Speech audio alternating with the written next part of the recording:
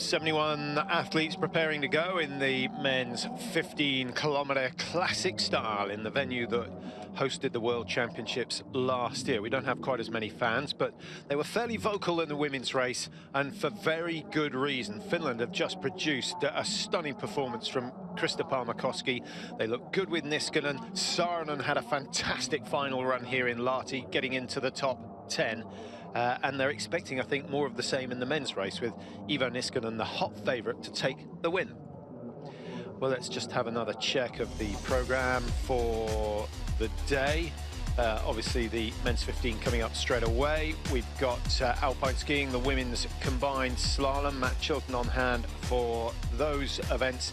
And then David Goldstrom will be guiding you through the Nordic combined and the ski jumping a little later on this afternoon. That starts at 2:20.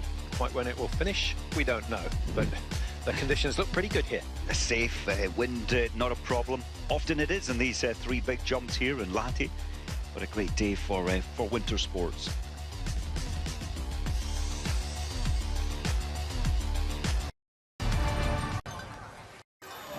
Well, basking in the winter sunshine. It's a bit cold to be calling it spring. I think, Mike, everyone's staying well and truly wrapped up below -20 overnight. And most of you in the UK know what -20 feels like now after the last couple of weeks. And the fans are so dedicated. Imagine sitting -12. All right, the sun is on them, but they're here most of the day for the two cross-country races and the Nordic combined. And the local stew, by the looks of things. And the race will be getting underway in a couple of minutes' time.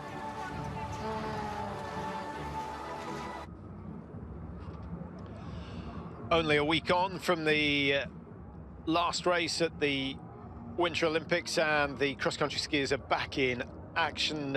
Many say they deserve a longer break than that, but I suppose you've got the issue, you've got to get the races in, and the snow won't hang around forever, so you can't wait 2-3 weeks before you start the World Cup programme again. And in terms of the races, Mike, when you were racing, did you like a break after the Olympics, or could you psych yourself up, motivate yourself for the races straight away? I think it's difficult, I really do. You've come back off this thing that you prepared for all of your life, or in the 4 years before, and then you have to get yourself up again. Well, before the men's race gets underway, why not have a look at the flower ceremony for the women's race. Marit Bjørgen there finishing in 3rd place. Neprayeva, the under-23 World Cup leader, getting a very solid 2nd. But this is the performance we should be celebrating today. Krista Palmakoski. She destroyed everyone else, fastest on all the splits. And she just got better and better and better as the race went on. The only mistake she made on that very first corner, Mike, and on the very last corner, otherwise it was perfect. Well, her enthusiasm, as you say, that first corner after, what, just 20 metres, she nearly took a tumble, but that was her enthusiasm. And the thing about Palmakoski, she's probably the smallest in the field, but today she absolutely had the biggest fight out of everybody, and I think that's what makes the difference. It's how much you can push yourself, and she certainly took herself to a very high place today. And Palmakoski maybe should be someone we're looking at for the Crystal Globe next year. I know we've felt this for so many years since she came on to the World Cup, and she's almost, in my feeling, often underperformed, but when she has the desire, she can bring it all out. Well, if she eats all that cheese in a winner, she won't be racing for a week. Now, that's better than a bit of glass or a nice bit of carved wood, isn't it, Mike? Well, a bit of carved wood and a glass will last forever, that cheese won't. but it is nice to walk away with something real. Well, I like that. Marit Bjørgen bends the knees to make sure that Krista's face is at the same level. That's a nice touch from the great champion, Marit Bjørgen. A good day for the veterans. Marit Bjørgen obviously getting on the podium. Saarinen at 39, getting in the top 10. It was, and Marit Bjørgen once again showing her strength. She started slowly, but she had to pull 5 seconds back to make the podium in the last 1.3 kilometres. She did that by just 0.3 of a second to put Niskanen off the podium.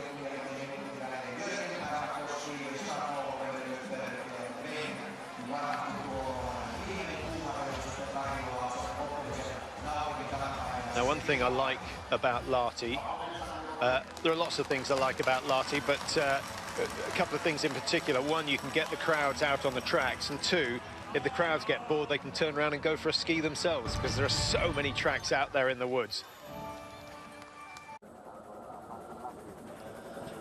Still a couple of minutes to go. We're due off at 2:45, incidentally, so getting plenty of airtime before the race gets underway. There's a nice aerial shot of the city of Lahti. And actually, Finland all looks pretty flat from the air, doesn't it, Mike? But when you ski it, it sure isn't. And it's just these steep, steep hills up onto the flats. And the ski course designers, of course, take you up the hill, back down again, back up again. So you don't need a huge change in altitude. What have we got? 50, 60 metres around these parts. Oh, and that's plenty to play with. They do a great job of finding tough courses. There's Klabo. He's got some issues with his glasses, I think. Just trying to organise himself in his little warm-up. Yeah, I'm interested to see what we get from him today. He might be pressed to beat this man, Alexei Poltaranin. My money's on him after his disappointment in the 50K. I guess the big question is, Mike, has he recovered from that 50K where he started hard, tried to go with Niskanen, and then just faded as it went on? I think so, but he only faded. I mean, bless him, he only faded from, what, 30 kilometres onwards, and he tried to live with this pace. Even Niskanen's incredible early pace, and when he's a giant Poltarainen and one of the largest figures in the race, and he just burnt out, lost energy. Or is it Bolshinov who's going to be hungry for victory, having been denied the win in the 50, largely because of a change of skis? Is that Niskanen he's tracking there? I think he is. It is psyching him out already. He is psyching him out. Bolshinov, it reminds me of Zimyatov and Zavialov. What they were, well, they were almost before my time, but winning so many medals in Classic, over 15 kilometers at the Olympics, Lake Placid, Sarajevo, and in fact before that in Innsbruck, 76. Yeah, slightly different build from Zimyatov. He's a monster of a man, Bolshinov, for 21. Yeah, Zaviatov was similar, like a gorilla, just all muscle. And Bolshinov is a big figure, strong build. Of course, yeah, Zimyatov was the same as Zavialov, was a stick insect. Well, they're not cheerful, but nothing to cheer yet. And it's been a morning of entertainment. And cold. I think... she's supporting Norway or Finland? Yeah, happily supporting both there, I think. Plenty of Norwegians living in these parts. Not too difficult to get here. It's a long drive, or you can take the ferry from Stockholm across to Finland. Temperature-wise, Mike, what wax are you going for? It's getting better. I think it's how much you put on. I think not a difficult day at all, really, to get a good grip, but it's the glide factor on these. Look at that, from 750 meters, you've got that decent recovery from, well, just past 1,500 recovery, and the journey back down into the stadium at 5Ks. So 3 times around the lap, and it's a brutal climb, 819 meters of climb over 15 kilometers. Yeah, and the women's was under 400, so it is a tougher course when it's only an extra 5K. So I think pacing becomes a big issue. We've seen that before. It doesn't tend to affect the mass start races, although it did play a part in the 50K. What was it, 7-8 days ago? Yes, yeah, 8 days ago, last Saturday, of course. Different day there. What was it, -2, -3, and a lot of sun on the track there in Pyeongchang, and of course the sun much higher for more southerly latitude. Now, longitude, sorry. Watch them flick through the start sheet. I'm sure you've got your favourites that you want to pick out. Remember the seeds going at the back end, so Heikkinen, Rickardson, De Fabiani, and the better you've done in the distance races, the better your chances of getting a late start. Annie Musgrave starting at 58, and although Classic's not his style, he did very well in this race at the World Championships last year. Andrew Young goes 67. We've got James Klugner goes the last man out, actually, number 71. And he starts just 30 seconds down on Maurice Magnificat. And I point out Maurice because he is trying to win the Distance World Cup this year. He missed the 50 in Pyeongchang purely to get himself ready for the next distance race. What he's got to do is to beat the likes of... I was just looking for my Distance World Cup standings, and of course they vanished at the critical moment, but we'll dig them out. you know, he's got to stay ahead of Klæbo, he's got to stay ahead of Sundby, he's got to stay ahead of Polterainen, who's done well in the distance races this year. Yeah, Polterainen, of course, barely been off the podium over 15 kilometres in the classic style this season.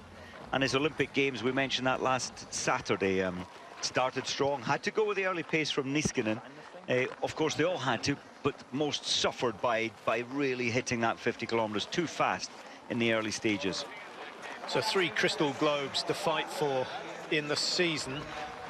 Mike, the sprint, can we say that's going to go to Klæbo, who's got 2 sprints remaining, and he's still got a lead of, what, 165 points? It's not over yet. Of course, Drammen, what have we got? Drammen next week. It's the classic, 1.2 kilometres. Pellegrino, I think, will push Klæbo to the line.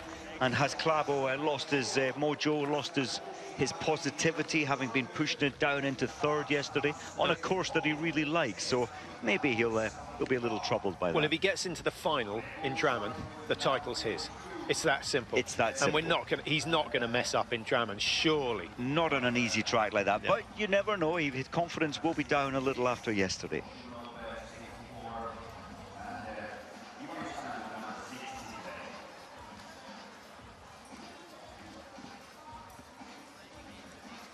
Well, welcome to a sunny Lahti Stadium, the venue for last year's World Championships.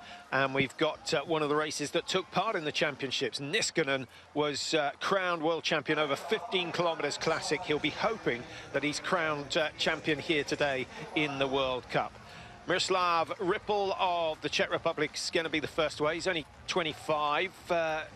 Not sure we've seen him on the World Cup, what is it, his 10th World Cup, something like that, so hasn't got a huge amount of experience.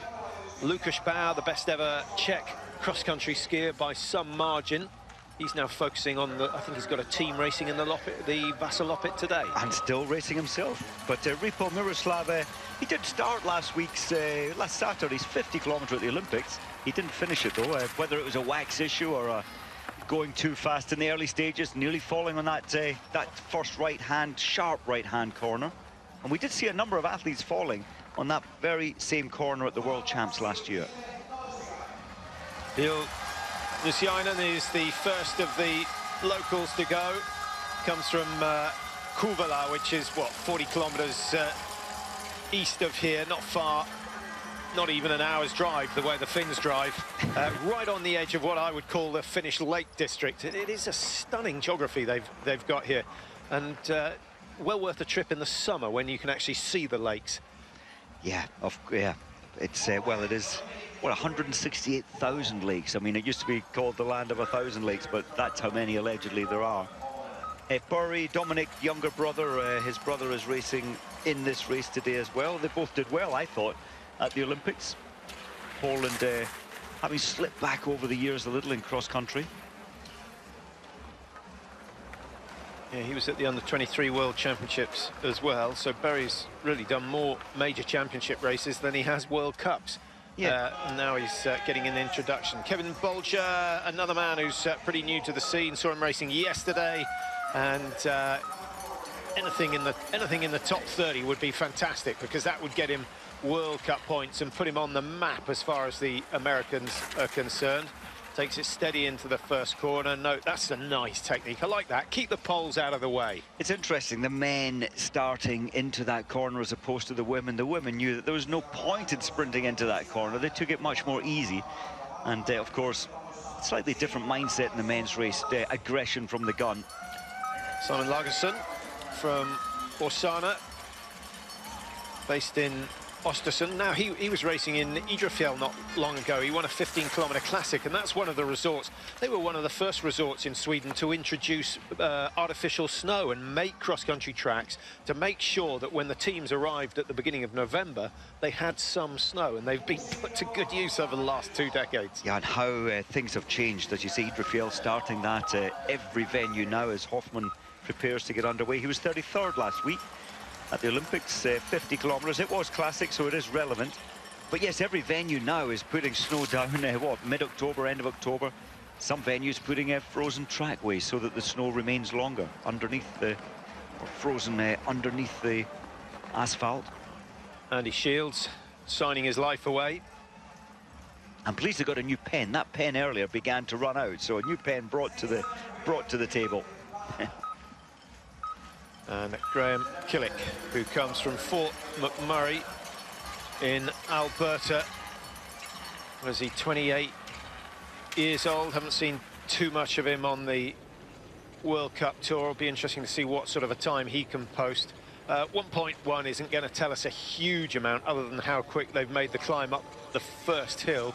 What about a wager, Mike? The fastest at 1.1 will not win. Well, that's an interesting one. Let me think. If we look at last year, Niskanen's did start strong. I think he led at every split. Maybe not the first.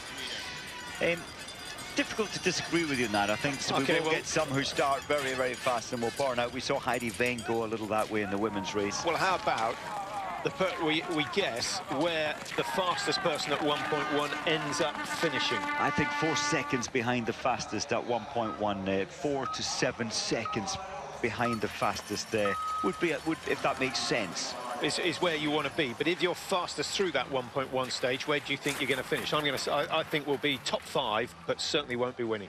I'll go for 11th. Okay, I'll have to keep an eye on lunches on that. What you have to do to keep yourself motivated in the commentary box as we watch Victor Thorn of Sweden get underway. That's 10 of 71. 35 minutes or so of starting. And then we'll focus on the time splits out on the tracks. That's a good positive start from Thorn.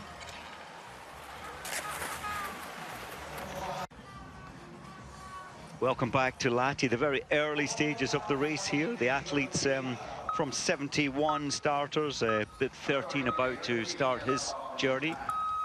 Maejawa. We've seen some, over the years, some strong performances from Japanese cross-country skiers, more in the longer distance races. Yeah, Mizawa, he comes from Tokumashi Nagato, which I'm sure you know. Oh, well. That's, what is it, about 120k due north of Mount Fuji. It's sort of on the west coast, actually. It's rather a nice area. And having had a look at the map of Japan, I was actually astonished by how many mountains they have over 2,500 meters. Fuji, of course, is what 3,700 plus. Incredible city, so, as you fly. Yeah. Well, as you fly in, incredible mountain as you fly into Tokyo. I loved racing in Japan. I loved the terrain. I loved the culture, actually. Yeah, they have quite a few races out there where the prize is a guided trip up Mount Fuji, and second prize, 2 guided trips on Mount Fuji. I don't think it's the sort of experience you want to repeat. It's a relentless slog to the top, but the view when you get there, provided you can see something, is well worth it. Now, Lindblad, that's a good positive start from him, going through 1.1. Looks light on the feet at the moment, but by the time he gets to the 3rd lap, it could be a different story. 16 is Valentin Chauvin. Comes from the High Jura. Now, that's where most of their cross-country skiers come from. Skiing in France, Mike, cross-country skiing, it's not free as it is in Norway. Well, the Norwegians have it sussed, don't they? So they provide the tracks. They think it's great for the culture, which it is. And they think it's everybody's right to ski across the terrain. But no, sadly in the Alps, I know when you started skiing, it was also free to clip into your cross-country skis. But well, the world changes, and tracks have to be prepared. Yeah, and it's so much more fun if the tracks are in good condition. So it's well worth chipping in. And to be honest, you pay indirectly in Norway because all the hotels have to donate. Pensonen getting a good ripple from the crowd underway. 15th, but it was 15-kilometer free in Pyeongchang, the Olympics, but he was down in what, 51st position. Now Uli Schneider is starting for Switzerland. Dario Colonia is not, which is a shame. I'd like to have seen Dario in action again, but he might as well go home, show off his gold medal, and enjoy the fact that he has broken records by winning the 15-kilometer 3 times in succession at the Olympics. No one else has ever managed to do that. What a feat that was. What an incredible feat. Patrick, and he made it look easy. He did. He smashed the field that day. Caldwell, a great name in cross-country skiing. Uncles, fathers, Caldwells have raced for a long time, of course, in the women's field as well.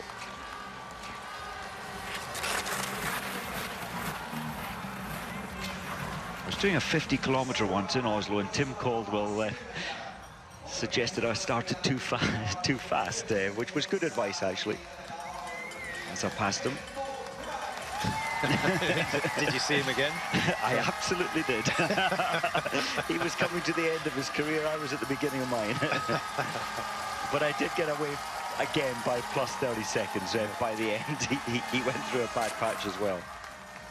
Hirvonen, fourth in the 4x10. I thought the Finns were going to take a medal at the Olympics in the relay, but of course, Olympic athletes from Russia were too tough on that day. Talking about the 50k in Oslo, that's taking place next weekend, 10th of March. The date for the 50k, still the event to win in the season. And this year it's in freestyle. The days of two big 25-kilometre loops have gone, which in a way is a shame, but it's great for the spectators that they keep coming back through the stadium. And you know, who will ever forget the 50-kilometre at the 2011 World Championships? That was one of the great occasions in cross-country skiing history. Incredible. What, over 145,000 people, not all camping out on the big hill behind the fjord there in Oslo, but most of them were in cold temperatures, and it's a real festival. It will be next weekend also. Yeah, it's a big day out for the Norwegians. And it's worth going to watch. And actually the Holmenkollen March, which is a sort of short Loppet race, 42 Ks, finishes in the stadium at about the same time, so you get an opportunity to race and then to watch the big guys in action. That's great. It really is great. Henson in there. I think in the men's race here, of course, it's 15 kilometres. So the last thing you want to do in this first 1.1 or 1.5 is to push your pace too much up these early climbs. Now, if they suggested that the women should race the Holmenkollen 50 as well, Mike, do you think there'd be a lot of objection from the athletes? I think there would be. Of course, there's a World Loppet Tour where the women do compete over 50s and 90s. But I think in terms of World Cup, I think 30 kilometres is fine. You disagree? I certainly disagree. I just don't think it's a similar endurance test.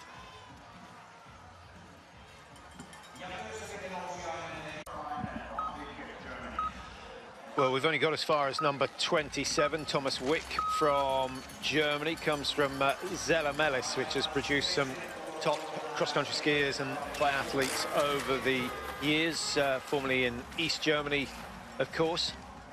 Yeah, not far from Oberhof, and of course Thomas Wick is the national champion in 15-kilometre classic, and that was only on the 24th of February, so the current and very recent national champion in this discipline. And as the observant amongst you will have realised, that was during the Olympics as well. So you know, it's great to win a national title, but when your top 6 skiers aren't there, you're sort of thinking it's a little hollow. It's very strange. Why? Oh, I certainly wouldn't want to plan a national championships without my best skiers, so that you inspire all the best skiers, inspiring the future skiers. It is quite strange. Inge just exiting the stadium. He's from Lillehammer, where a lot of the Norwegian athletes base themselves, and actually, I think you're heading up to Lillehammer at the end of the season for a bit of coaching. Well, that's right. Snow Sport England, hopefully good numbers, but you can't get a better place. There's 2 meters of snow there now at the moment, so it's safe, absolutely guaranteed. Snow in Nordseter, just a little north of Lillehammer. Should be a good week. Shorter customers. No, it's usually a pretty popular week, I think. And well, hopefully see you there as well. The scope for training and racing there is enormous, and you know, they just get a very long season, which is why I think it attracts so many of the Norwegians. If you go to the west coast, you never know whether you're going to get snow or rain, but as soon as you get central and on that Swedish border, near enough to the Swedish border, you're pretty much guaranteed a full, what, 4 months of snow, probably 5. It's lovely, and no wonder they're great skiers in Norway. It's lovely to see Devon Kershaw there starting aggressively, starting well, and I think he's a little buoyed from his performance last Sunday in the 50 kilometre. Now here comes another Norwegian. This is Goldberg, who got 4th place in the Olympic sprint.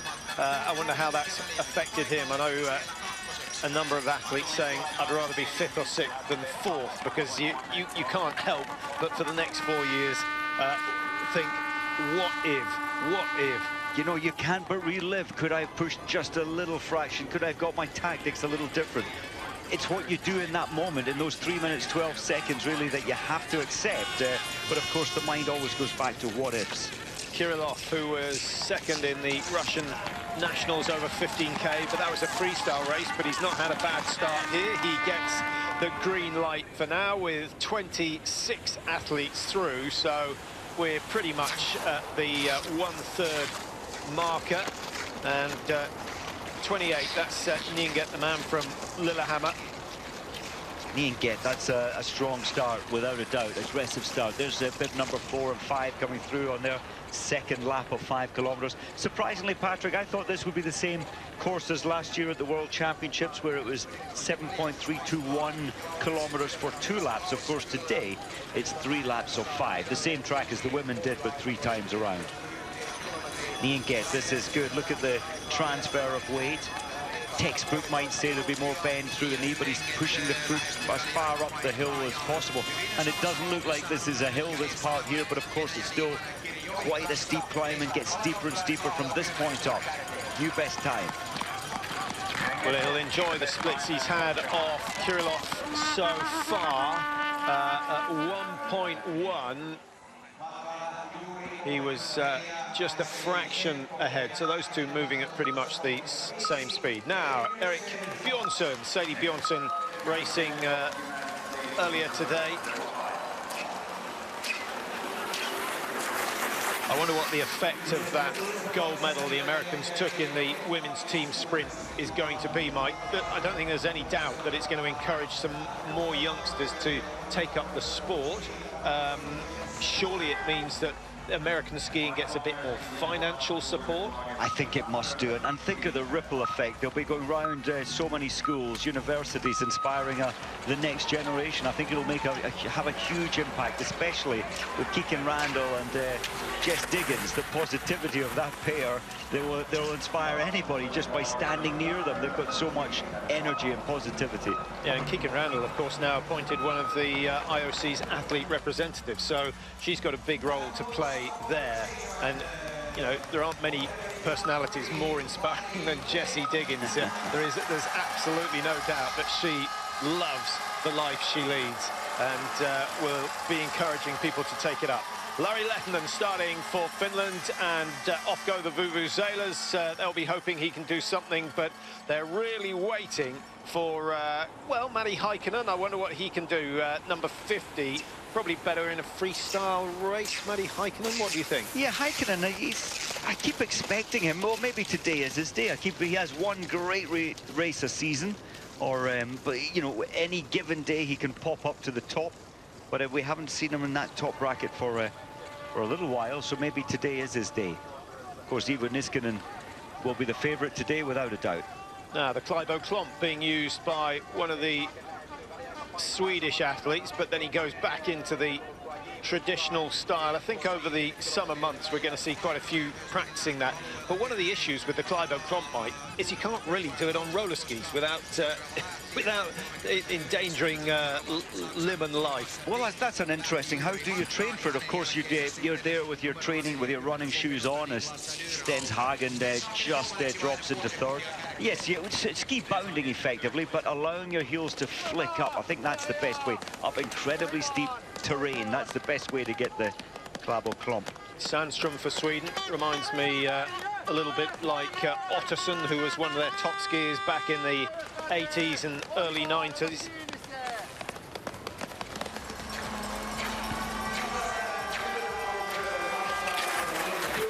Nicholas Deerhaug. And if you're thinking that is a fast start, It's a fast start because this man likes racing here. He was third, got the bronze medal in the World Championships last year.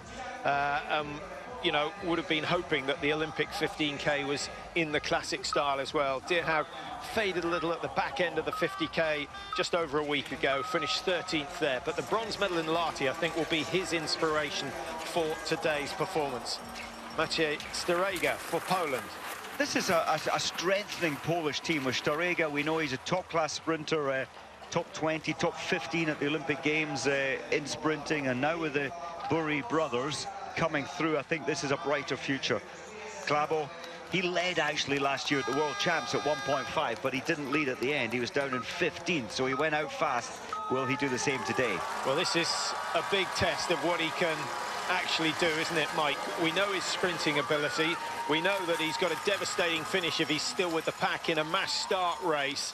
Today we're going to find out whether he's got what it takes to win a time trial. He won one early season, so which in some ways surprised us a little. It did. We thought it was well, we know he's going to be good. We thought maybe it was just all about sprinting, but no, of course. And then the skiathlon in Lillehammer, where he surpassed Sundby in the last 900 meters. Yeah, I think with Klæbo, it depends very, very much on how hungry he is today. He looked pretty relaxed on that start line. He's in a great position in the World Cup standings, but, you know, he's just got to be a little bit careful. With Dario Colonia not here, he's almost certain to end the day, what, 200 plus points ahead of anyone else, so that's not a bad position to be in with 6 races remaining. It's incredible. Polterainen, you mentioned him earlier, everything that could have gone wrong last week went wrong. He didn't last the distance, but he has to be alongside Niskanen up there as favourites. Nobody has taken this corner more efficiently, more smooth, more easy than Klæbo. It was effortless. Everyone else a little tense going around this first right-hander. Yeah, he stands very well on the ski. And, you know, cross-country skiing, those who don't do it all think, right, it's just hard work. All you've got to do is train hard. But there's far more to it than that. The ability to stand on the ski generally means that you're a very efficient. And efficiency, because they're all about as strong as each other. They've all got that attacking mental side of things. But it's the most efficient on the skis that survive. And I think it's about clever training as well. As you say, they've all got good engines. They wouldn't make national teams unless their engines are up there in the top bracket of capacity. And then I think it's how intelligently you train and the skill sets that you train.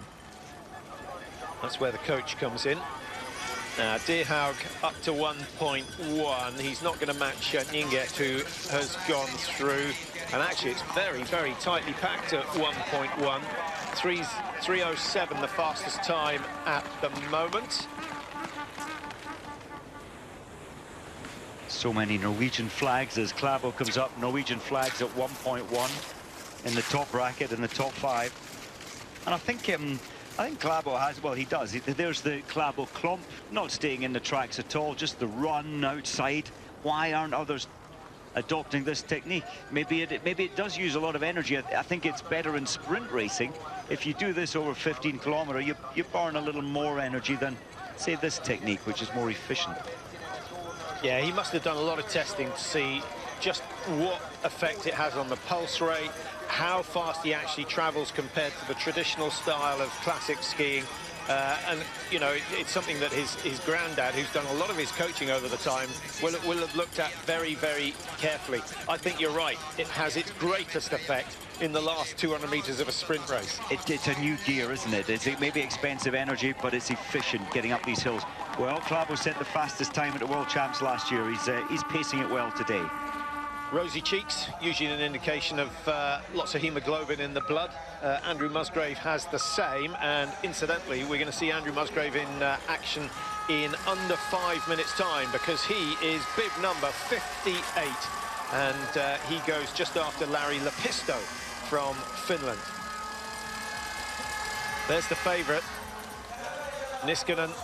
He looks almost as psyched up as Parmakoski did at the start of her 10K race earlier on today. Matti Häkkinen. He didn't want to break his concentration, but a slight lift up of his left hand, acknowledging the support. he's such a slender frame as hiking, and I think this 819 meters climb will suit him today. Good solid start from Polterainen. He matches the best, which is just about where he wants to be at this stage. This is beautiful, smooth skiing. But notice how close the hand is to the shoulder when he plants it on the uphill sections, Mike. The old days of the long reach with the arm have gone. And I think Polterainen, he gives the best image of how the technique is most efficient. And those hands are so close to his shoulders because his hips are so far forward. There doesn't need to be a reach forward with the arms to reach up the hill. Sundby. He wanted a medal in that 50K last weekend. Of course, many did. But he wasn't strong enough to stick with this man, with Niskanen.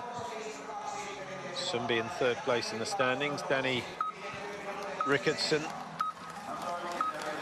not in the top 10 of the World Cup standings, distance World Cup standings at the moment. Swedish cross-country skiers in the male field, they've lost away, I feel, a little bit this season and the last season. They haven't been attending all the World Cup races, but they've lost their aura.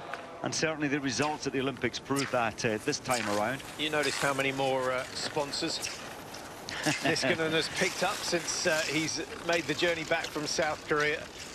It was some race. I guess if you're going to win any race, the 50K is the one that gets you the most airtime. Iversen, 30 seconds. It's going to be a tight call. He's got company. He'll close in. Is that Dierhaug? Not Dierhaug. Is that Goldberg? I think it might be a lap ahead of him. He'll absorb him and pass him. Goldberg started 25, and absolutely right. Yeah, Goldberg. But you can see the contrast. Iversen absolutely flying, and he should get his teammate to step aside. He should shout. He should ask him to move. He probably has.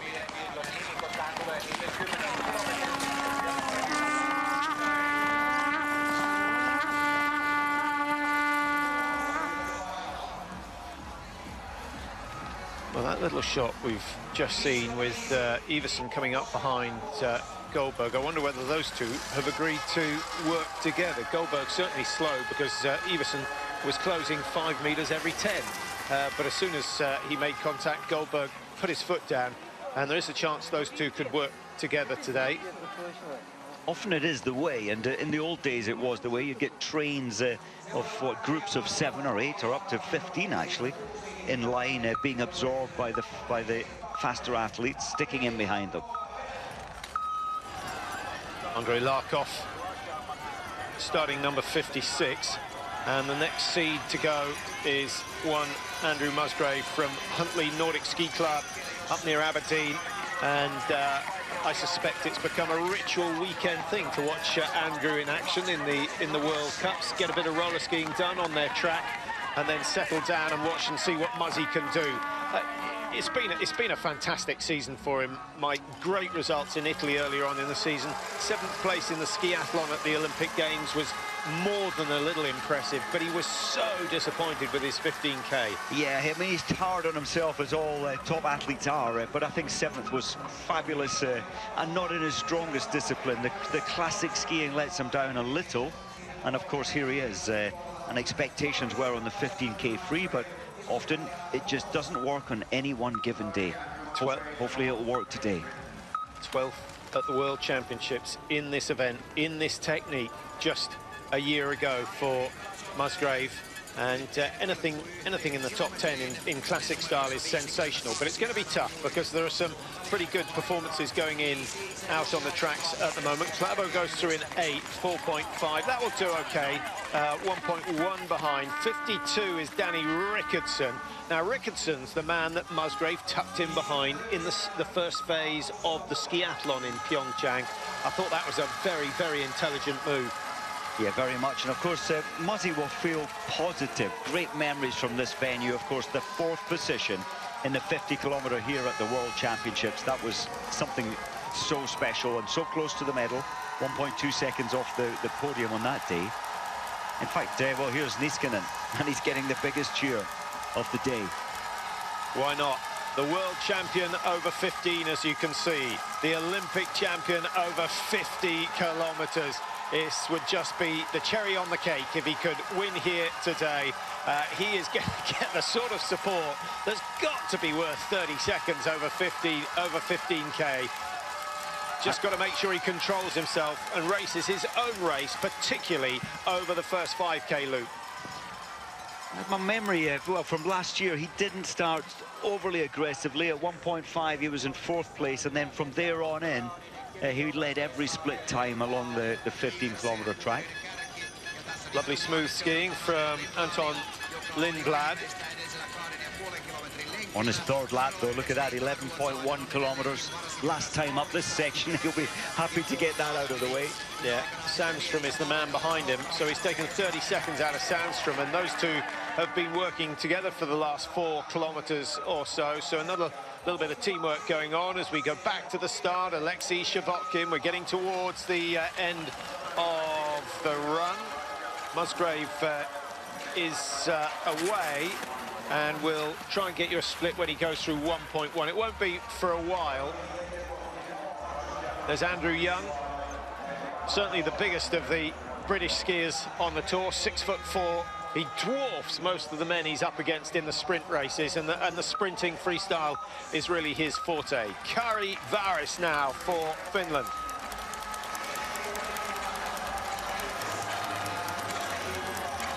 Been around a long time, Varis, winning marathon races, winning the race which starts here, actually, the 62-kilometer race, distance race. And of course his sister was a cross-country skier and then became a biathlete some years ago.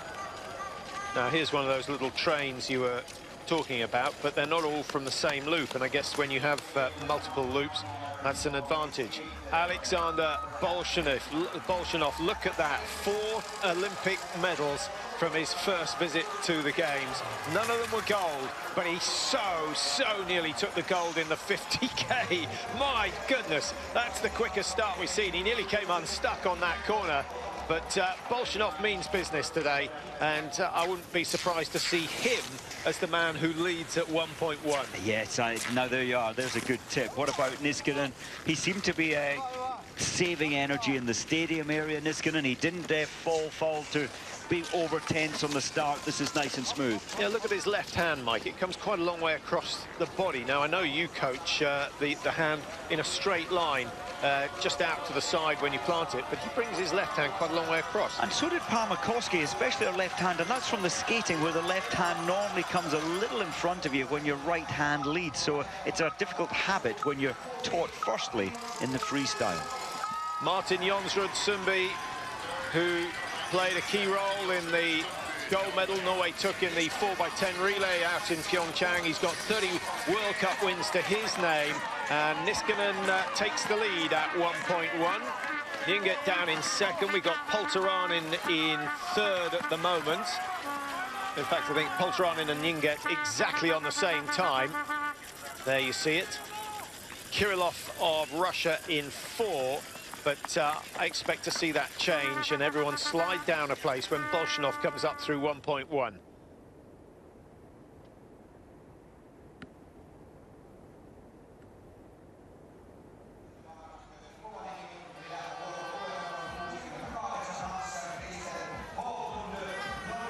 Only 4 more men to start. Hans Christer Holland. Now, he could do with a good race, Mike. He started the game so well with that bronze medal in the skiathlon. A 1-2-3 for Norway with Kruger, Sundby and Holland taking all 3 medals. That really got Norway underway, didn't it? It certainly did. And I think with the strength over the years of this Norwegian team, Holland has been in the background, but he's shown so many times and brought into relays last year at the World Champs here. He never really lets them down. He's a strong athlete. He doesn't quite have the finish pace, but today in a time trial he doesn't really need that. Well, look who struck lucky, because Klæbo has got himself in behind Bolshanov. Klæbo on his 2nd loop, Bolshanov on his 1st. And this will be interesting to see whether they match each other, the stomp versus the stride. That's a great contrast. Both young athletes, under 23 categories, both great athletes. Yeah, they are going to be the future of cross-country skiing over the next few years. I'm not sure Klæbo is going to want to let Bolshanov go He'll want to try and stay there, and he knows that if he stays there, he's got a fantastic chance to get dragged around his second lap of 5. Now, Maurice Magnificat, what a season it's been. 6th in the World Cup standings, but he leads the distance standings. And Bolshanov, well, he doesn't quite fulfill expectations. 1.4 seconds outside Niskanen's time. Well, you'd be a brave man to bet against Niskanen at this stage, Mike. Niskanen on fire. Dierhaug, this is 6.5 kilometers, setting a lot of the early pace. Huge lung capacity, Dierhaug. VO2 for most of these guys, you know, if you wind the clock back to the 80s, 90s, when they were quite happy to tell you what the VO2 was, a lot of them might have good as far up around 92, 93, Torgny Morgren well over 90. Yeah, special. I mean, these are huge capacities. I think, and the Germans used to believe that you need to be between 82 and 86 capacity VO2. But of course, many have been recorded higher. Clabo leading at 6.5, but he's struggling to stay with Bolshanov, but there is a difference of 5 kilometers between them, and generally the first lap is the quickest, the second the slowest, the third slots in between. Yes, you get into your rhythm. Sundby not quite in his rhythm yet, but he is the ultimate fighting machine.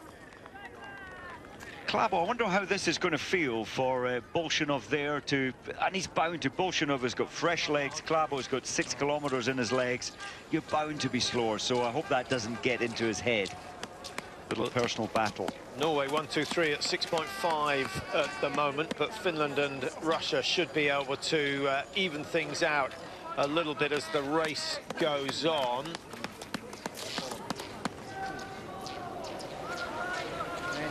Muzzy at the 1.1, of course, that was some time ago. Absolutely fine, 10 seconds behind. Now, Polteranen, early pace setter, and goes through 6.5. He's got Martin Jonsrud Sundby on his case at the moment, but Sundby is 5 Ks fresher than Polteranen himself, and that will certainly help Polteranen. Now, Holland is looking good. That looks very, very healthy going through 1.1.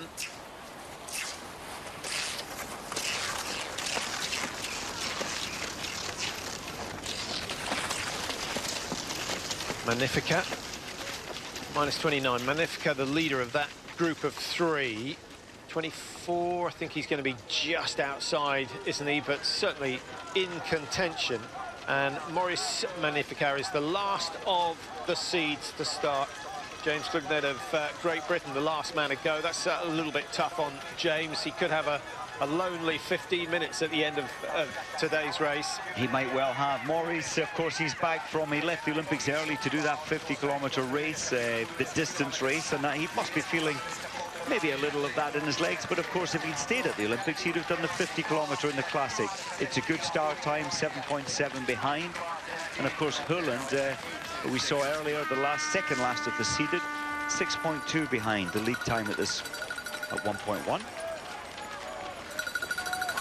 So further out into the woods at 13.7. Eisenlauer, early starter. He's won a 50-kilometer, but that was national championships in classic and freestyle. Sorry, in freestyle.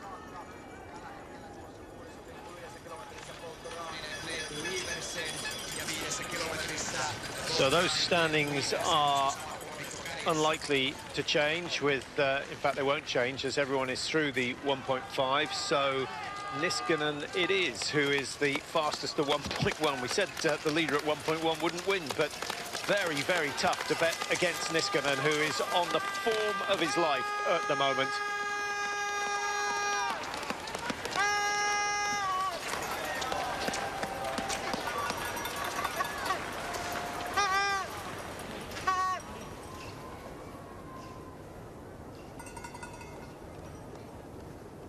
Polteranen just absolute concentration and relaxation in a sense through his face, but skis, the tail end of his skis being nibbled there by Sundby, and there was an irritation, so that focus was broken for a split second. These are the times at 6.5, so Polteranen is just 1.9 ahead of Klæbo. That's for me a little surprising. I thought Klæbo was going through a bad patch when he tried to stick in behind Bolshinov. Well, he might have benefited from being with Bolshinov for a while. What's going to be interesting to see is what Bolshinov can do on the second time round. Yakimushkin, 2 gold medals from the junior or the under-23 championships. I thought they might take him to the Olympic Games. He didn't make it. Ivan Yakimushkin, certainly the best name on the start sheet. He's probably got a fantastic middle name as well. Yakimushkin is a cracking name. Just so everyone's, this is 11.1, but everyone through the 1.1. James Clooney, 68, 20.7 behind at 1.1. And Andrew Young, 44th position, 12.8 behind at 1.1. So a pretty solid start from all the British skiers in this 15K in Lahti. Big numbers of fans out on the course, and who's this? Is this the arrival of Niskanen? It might well be, coming down into the stadium. Number 14 is Eisenlauer of Germany. Thorn in the finish on 34.45. Eisenlauer is going to be inside that. He's just got 100 meters to go. It's going to be close, but I think he might have 5 seconds or so to spare when he comes across the line. Germany going ahead of Sweden, but it's very, very early days at the finish. 9 seconds the advantage, and I think Eisenlauer can be happy with his day's work. Long gone are the days where 3 Germans started in the last 6 of a race. The likes of Teichmann and Angerer, Philbrick. Schlickenrieder. Schlickenrieder, great sprinter, never really made it in terms of the distance races, but he got himself a medal in 2002 in Salt Lake City, all those years ago. Well, there you see the standings at the finish, and the Swedes looking dominant. They'd like the race to be called off now, but things will change, and Sweden really... Danny Rickardson, you think their best chance? I think he is the best chance. Jens Berman, I thought, was a good hope as well. And the man from Torsby, Victor Thorn, he started really well. I thought last weekend in the 50 kilometre massively faded later on, but he's certainly good over the shorter distances.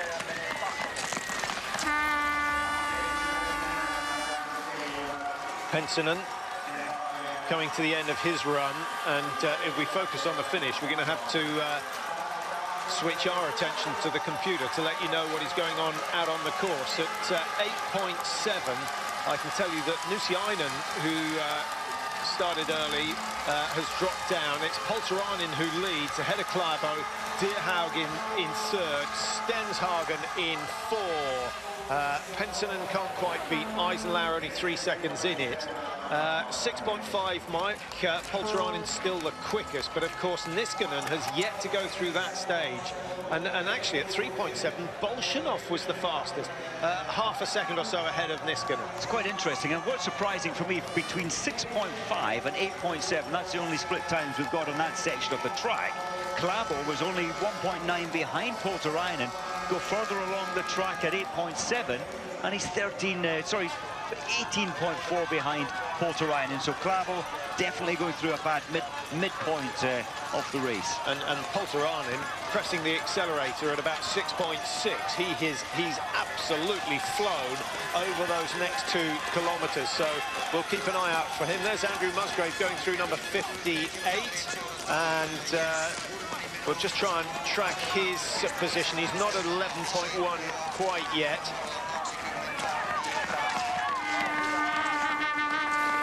Musgrave must have gone through 6.5, I think, Mike. Yes, he's just been through the stadium and back out on the track for a second time. Just trying to track him down.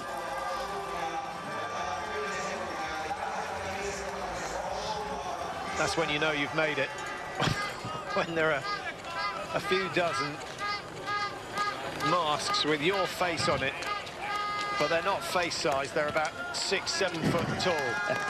Now Polterainen number 44 on his way up. Another good shot of Andrew Musgrave. I must say his classic skiing looks a lot better, but he's still just that little bit tighter in the shoulders than you can see from Niskanen. And bad news for Muzzy. Niskanen is almost chewing up 1 minute to his advantage off Muzzy. So Muzzy, yes, 52 seconds behind at 6.1 kilometers. But it's bad news in a way. It's good news in another way, because if there's one man who can feed off someone else's speed, it's Andrew Musgrave. And I wouldn't be surprised if he tucks in behind Niskanen for a couple of Ks. I'd love to see that. I'd love to see that. And then maybe it will make Andrew just relax and try and copy stride for stride the great Niskanen.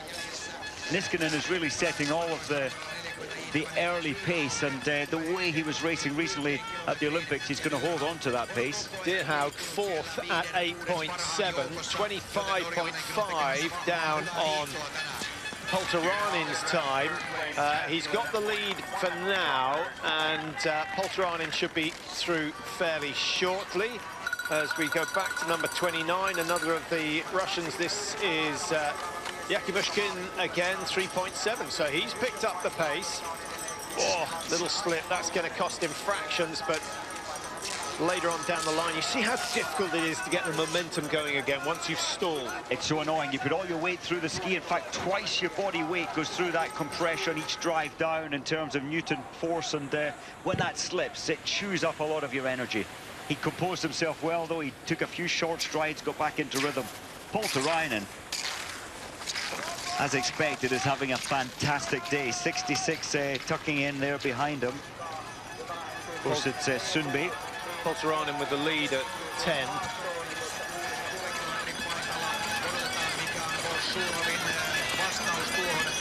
Now, Klavo, things were not looking good when we last saw him, and he's now dropped to 3.4 behind his teammate.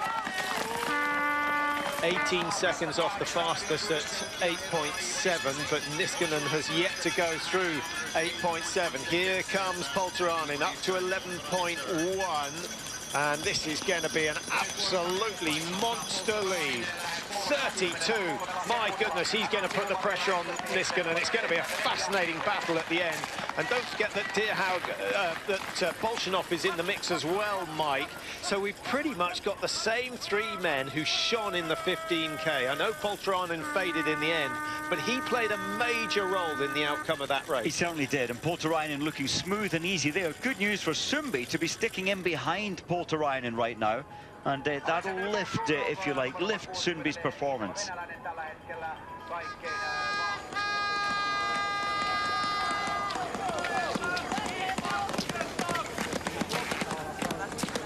Bolshinov, Niskanen, Polterainen at 6.5. Bolshinov with 8.5 second lead. That's absolutely astonishing what he's managed to do. He really does want revenge for that defeat in Pyeongchang 8 days ago. Sundby, Mike, going through... What stage is Sundby at? He's certainly gone through 6.5. Yes, he's in 5th place, and I think he's going to get dragged along to his credit in behind Polterainen. That's absolutely going to help his cause today. Well, Yakimushkin coming into the finish, he's got 33 seconds to the line. I don't think it's enough. I'm not quite sure he's going to slot ahead of Eisenlauer. Just this left-hander, then it straightens out. Nice warm chair. Eisenlauer may have to depart very soon. It's going to be close. But I think it is advantage Yakimushkin. Yeah, the light is going to stay green, but only just a couple of seconds in it. 3.4 the margin. So it's around 33 seconds from the banner that they go under as they enter the stadium. So when we see some tight finishes, you can work it out for yourself. Polterainen.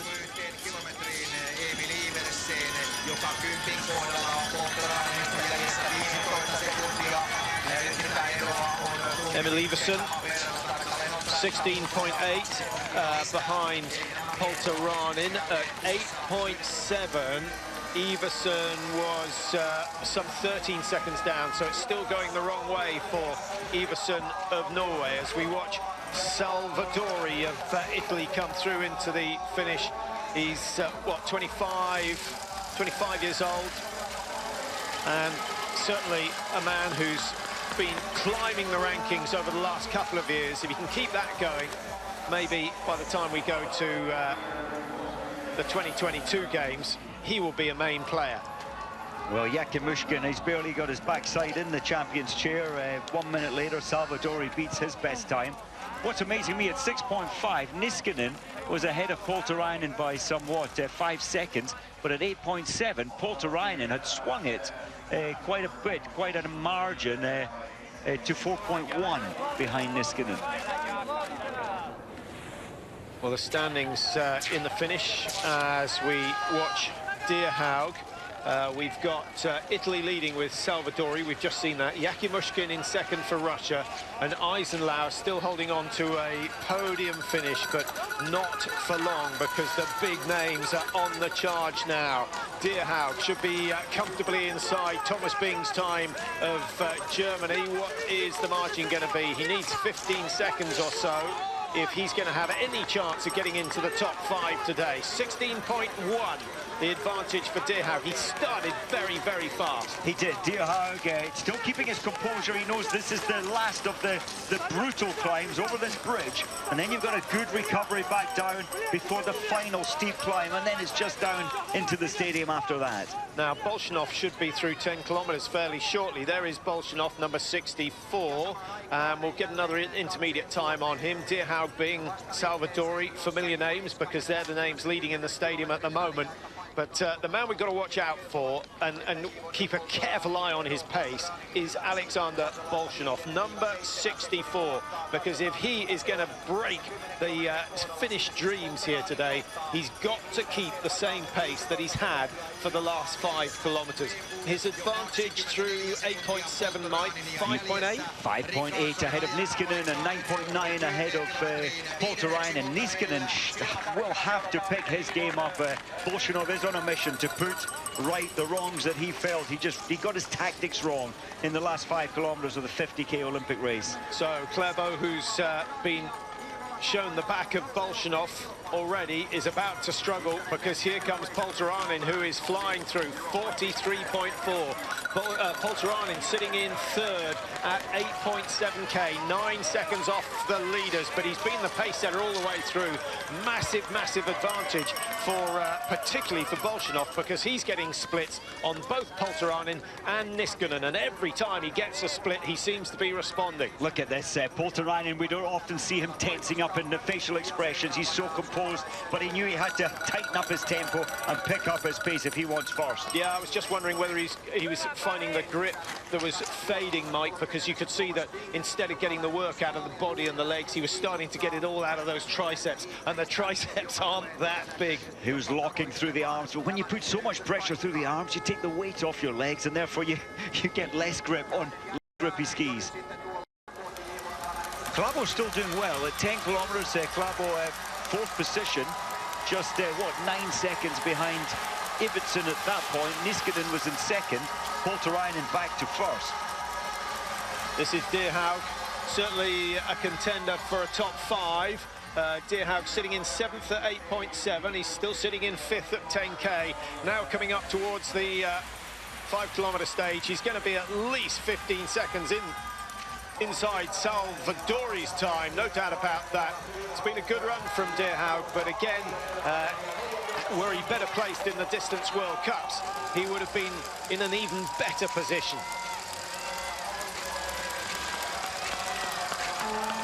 Not a renowned finisher, and we'll see some in the final double pole section being a little faster in that home straight, but Deerhaug for now is 1st position.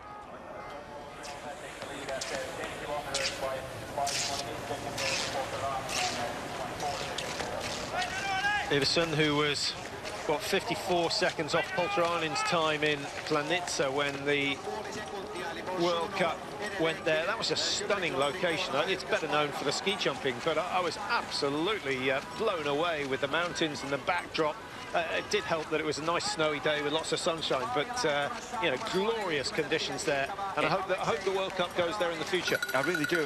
23 off the pace, Ibbotson fading in the latter stages. It reminded me, Planitza, it reminded me a little of the beautiful Canmore setting with the Rockies in the background. Now, here come Klæbo and Polteranen. Their work is nearly done. Polteranen is going to be at least 40 seconds to the good. Be interesting comparing the finish, the closing stages. Klæbo's going to try and at least pass him in this home straight. Well, they started a minute apart, and it's Polteranen who's taken a full minute out of Johannes Hussler Klæbo. So 2 days and 2 defeats for Klæbo. It's not going to be a glorious end to the season, but I guess it's a case of damage limitation. Here is Niskanen. Now, we suggested that there's one man out there who could hang on to Niskanen, and that was Andrew Musgrave. That is exactly what he's done for the last 5 kilometres. Brutal, absolutely brutal to get him behind, well, the second fastest man in the field at the moment, and survive with him for nearly a lap. Now, that must have improved Musgrave's position dramatically, Mike. Niskanen in 3rd at 10k, and Andrew Musgrave will try and track him again. He can't be far off. He must be just outside the top 20 at the moment.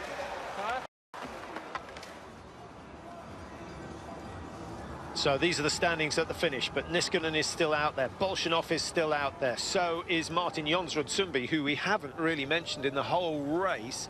Sundby sitting in 4th at 8.7. So he's in a position to do what Marit Bjørgen did in the closing stages. Bolshinov flies past Varela of Finland, and he's going to take 10 seconds out of him on this hill alone. He is hungry for success here, is Bolshinov. 5th in the World Cup standings. He's had plenty of podium finishes, but he has never won a World Cup. He missed a gold medal in the Olympics by a few seconds. One decision cost him that gold. Do you agree, Mike, that had he changed skis on that last lap, he would have won? Oh, I honestly think he would have. I think so, because Niskanen was going through a bad patch at that time, and a pit stop refreshed Niskanen. He avoided, Bolshinov avoided the pit stop and just burnt his way into the ground towards the line.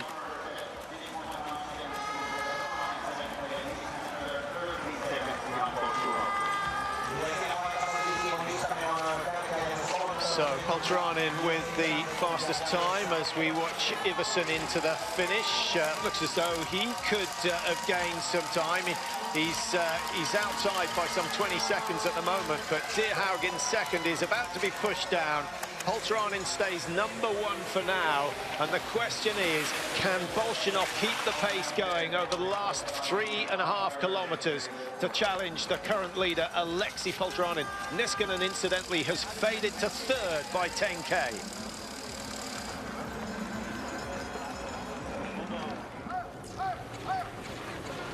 Well, here's Martin Jonsrud Sundby, 4th place at 8.7, coming up towards 11.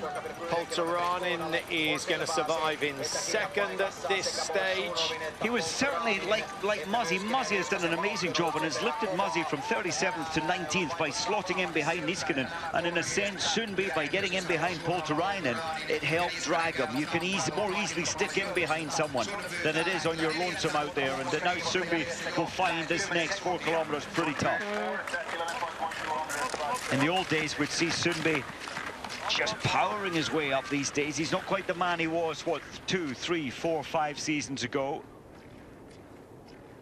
And maybe fatigue, maybe age, maybe endless, relentless training and racing.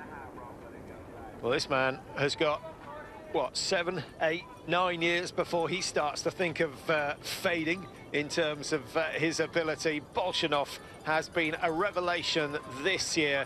It's just very, very unfortunate for him that it comes on the back of the Sochi scandal, because that is still very much in everyone's minds. It's still the talk of the town, and everything that Bolshinov does is questioned, and that's not his fault.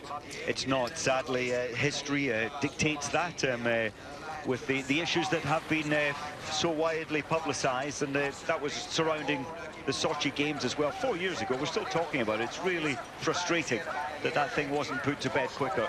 Now, Holland and Magnifica, Mike, the two last seeds to start. We've hardly mentioned either of them. We've got Holland coming up towards 11.1. Magnifica started a minute behind the Norwegian, but it's not a spectacular position. Top 10 maybe. Well, he started with a firm pace, Holland, but to be honest, we had said if you hit this track too hard and you're not on form, you'll suffer later, and I think that's the bracket that Holland finds himself in now. Now, we should see Niskanen coming down into the finish fairly shortly. He started number 60. This is Danny Rickardson coming in to finish, all 6'4" of him, and he's eating up the final meters very, very rapidly, but nothing he can do about getting into the top 5. Best of the Swedes at the moment. Here comes Levo Niskanen. What is the time? He's back into second, so he's starting to challenge, but don't forget Bolshinov has yet to go through 13.7. He's now 11.9 behind Mike.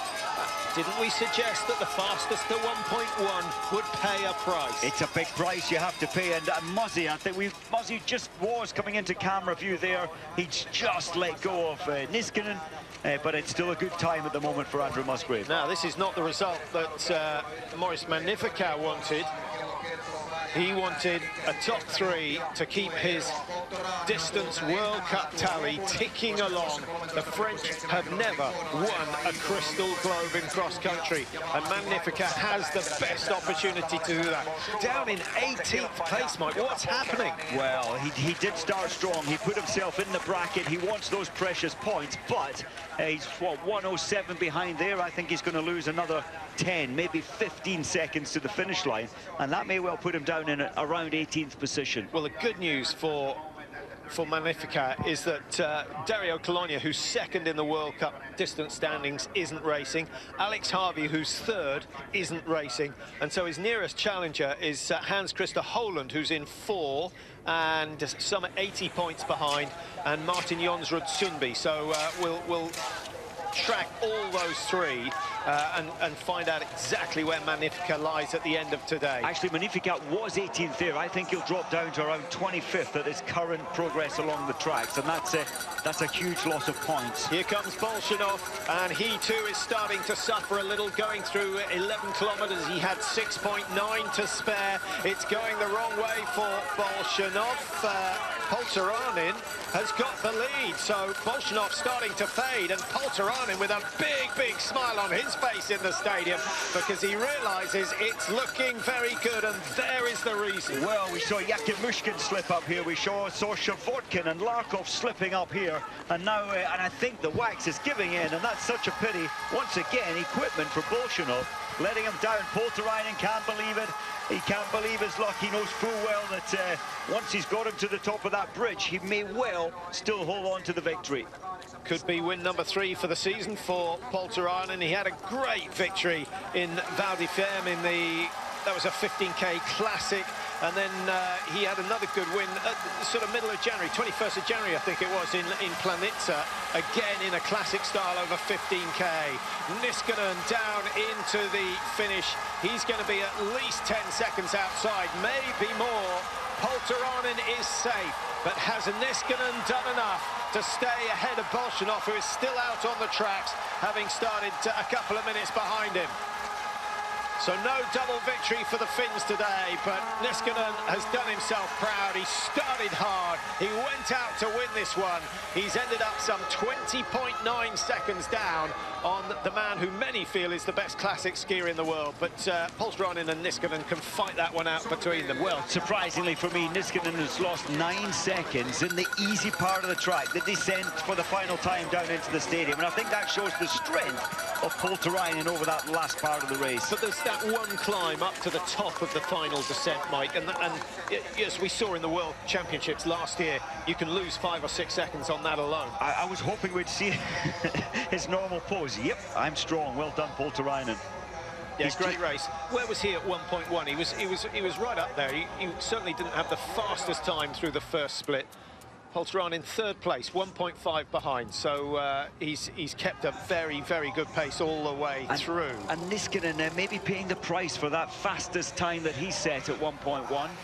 but it'll still be good. He's still going to finish on the podium. I thought Sumbi might have a chance of getting in the top 3, but he's now 30 seconds off the leaders. Bolshinov seems to have lost a little bit of time. In fact, a lot of time. He was 2 seconds behind last time. I think this is going to seep away to like 12, 15. No one's bettered 30 seconds from the Helvetia banner, so we're looking at a 5-second deficit between Poltarainen and Bolshinov in favour of the Kazakh. And with Niskanen in the finish, he is 20 seconds behind, so Niskanen is going to be pushed down into 3rd place, no doubt about that. But the victory that Bolshinov so desperately wanted is not coming here today in Lahti. He's got another 6 races to put that right. It's been a fantastic effort from the 21-year-old. Silver in the Olympic 50K. He goes silver again here in Lahti over 15. 9.1 seconds to margin. That would be hard to take, Mike, because all the way through to 13.7, he was getting positive splits. He was. In fact, he was leading most of the race, Bolshinov, and he's lost 7 seconds. He's so competitive. I thought we might see some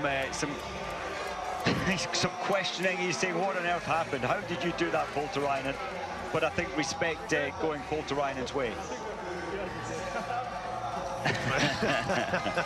He's thinking, how do I win a race? It was Niskanen last Sunday. The young Poltarainen today. The young versus the not so young. Well, watch those skis. They're worth a fortune. They've performed very well today. But nice to see a little bit of friendship. And actually, I get the impression that Bolshinov's a very popular man on the tour. He seems to be, and I like that. He's so dead keen to get that champion's chair, but it's not going to happen today. It'll certainly happen in the future. Sumbi, he's going to be some 35 seconds off the leaders, and that should put him into 5th place. I can't see him beating Iversen over the last 150 metres. Deerhout should go down to 6th. Not a bad effort from Sumbi, but he's a man who is used to winning 30 World Cup wins to his name. He's not making it 31 today. Only 1 win so far this season for Sumbi.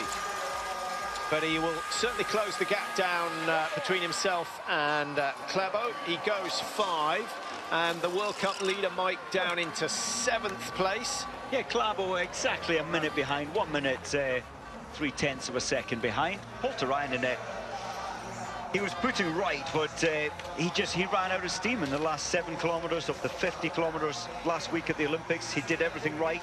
He didn't want to take the lead pace on and share with Niskanen. He wanted to run his own race, but in the end, he ran out of energy. They're all much the same build, aren't they? These three are Poltarainen, a huge figure. Same with Bolshinov and Niskanen. Well, we've still got a few men out on the tracks, but the top 3 positions are not changing.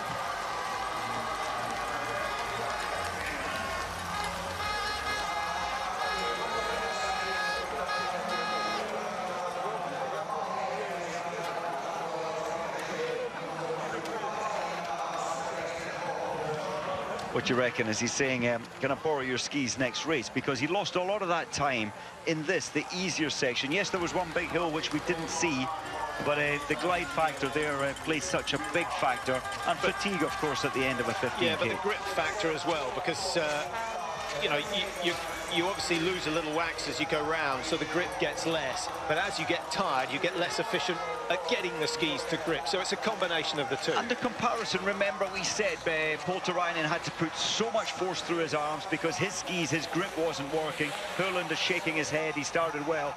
He didn't finish so well, but 12th place. It's not bad. It's a World Cup. Only 22 World Cup points, though, Mike. And if he wants to be walking away with the distance globe this year, he needed to be picking up 80 or 100. So I think the good news for Maurice Magnificat is not that he's produced a good result. It's that his main rivals have all failed somewhat today. Sumbi's picked up 45, Hurland on 22. Maurice Magnificat still to come across the line. He started a minute. Here he is. And where's he going to finish? He's going to be at least, he's already a minute behind. He's going to be about 1 minute 40 off the leaders, Mike, which puts him, what, way down in 23rd? 23rd, maybe down to 27th. Andrew Musgrave, 27th at the moment, 1:48 behind. He lost a huge amount of time once he let go of Niskanen. And in that final, 1.3 kilometers, Muzzy dropping quite a huge margin. on the race leader. Yeah, I think it's going to be tight between Jean-Marc Gaillard and Maurice Magnificat. Way down around 25, 26th position. And look how expensive every second is. When the coaches on the side shout at you, every second counts. This is when you see that that is actually a genuine statement. Magnificat in 20th at the moment. Well, he's done well over those closing stages. 140 the margin. He gets the better of Jean-Marc Gaillard. So he has bragging rights in the French team tonight. And he's finished just behind Jens Burnman. But quite a loss of points. He would have hoped for a top 15 today to keep his distance crystal globe alive. But he's still got Oslo next weekend, the 50-kilometre. Yeah, he gets roughly 10 points, so he loses 35. Congratulations on another win, 15 Classic. It's your favorite? Yes, my favorite. It was a good race again. Very, very fast skis today, and I'm a little bit happy. Good, you can be a lot happy if you want. Yeah, it was 1 week ago. It's better. Yeah. Well, congrats on your win today. Yes, thank you. A little bit happy. Well, yeah, that was a reference to the 50k in the Olympics, where he thought he had a really good shot at the gold medal, but he faded badly in the last third of the race. That allowed Niskanen and Bolshinov to fight it out. Today, shorter distance, better skis, no problem at all for Polterainen, his third World Cup win of the season. His 12th win overall in terms of World Cups, and that's 28 podiums now for Polterainen. I was just beginning to think, is he the best ever classic skier? All right, 12 wins, it goes along, it's closing in on the big names, Vasberg, Svan, not quite there yet, but he's certainly a wonderful technician when it's the classic technique. And that propels him up into 5th or 6th place in the World Cup standings. He's right on the heels of Bolshinov, who finished just 1 place behind him today. But what a race. Polterainen got the pacing absolutely right.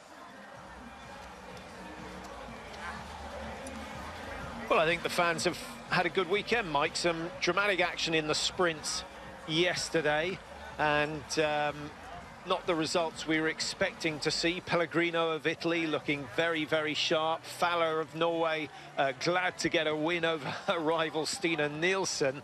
And then today, a brilliant 10-kilometre classic in the women's. Krista Palmer-Koski, sensational. And in the men's, well, the best 3 in 1, 2 and 3. And look at this, unusual not to see the Norwegian flag on the podium, but they're very close to it, and there's 4 of them on the chase. Well, hopefully we're going to get a chance to look at the overall World Cup standings. Klæbo will stay top. He's got himself a 7th position today, so he picks up valuable points, keeps his tally ticking along. Further down, Holland you see in 12, just behind De Fabiani.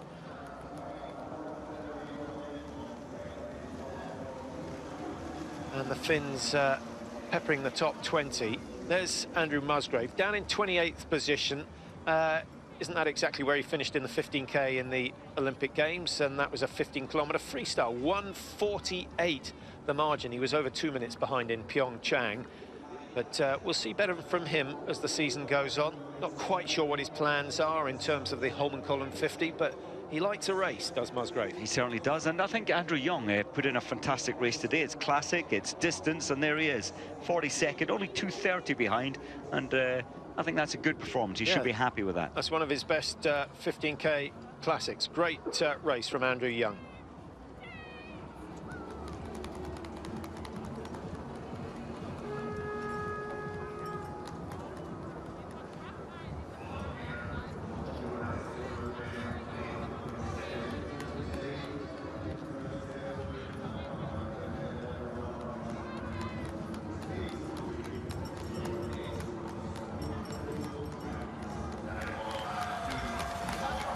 So as this is James Clivnet coming into the stadium, last to start, last to finish. There's no shame in that, over 5 minutes behind. So he's given away, what, almost 2 kilometres to the race leaders, but looking pretty good on the skis, and great experience for him.